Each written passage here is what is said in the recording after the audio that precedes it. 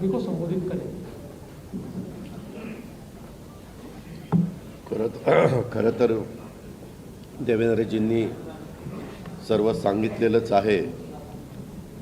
मी फक्त एक खुलासा करू इच्छितो की मी माझ्या वेगळ्या कामाच्या करता दिल्लीला गेलो होतो, मी कुणाला भेटायला गेलो नव्हतो। तुम्ही मस्त चॅनलवाल्यांनी दादाला आज भेट नाकारली, उद्या भेट नाकारली। मी भेटायलाच गेलो नव्हतो तर भेट नाकारायचा प्रश्न येतो कुठं?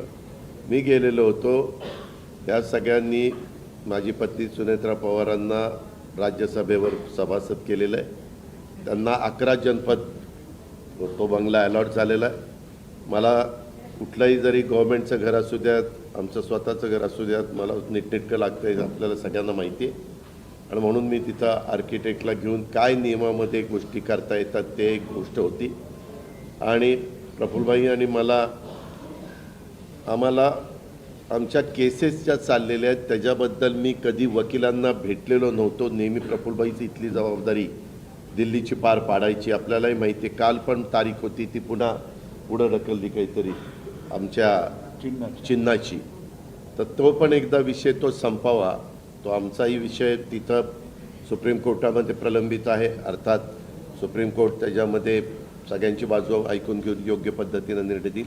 परंतु बागे कधी इकडच्या व्यापामुळे मला वकिलांना भेटता आलेलं नव्हतं, त्यांनाही भेटणं अतिशय गरजेचं होतं।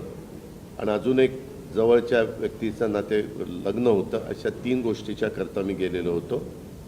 आणि तिथं गेल्यानंतर थोडासा इथल्यापेक्षा आराम मिळतो, त्याच्यामुळं तिथं आपला निवांत आम्ही म्हणजे राज्यसभा चालू होती, त्याच्यावर सुनेत्रा पण तिथं होती, हेही दोघं तिकडं होते लोकसभेत राज्यसभेत, आणि म्हणून मी गेलो होतो। त्याच्यामुळे ते पहिल्यांदा डोक्यातनं काढून टाका मी कुणाला अमितभाईंना किंवा कुणाला भेटायला गेलो होतो। कारण आमची आधी चर्चा एकनाथरावजी, देवेंद्रजी आणि आम्ही गेलो असताना त्यावेळी झालेली होती।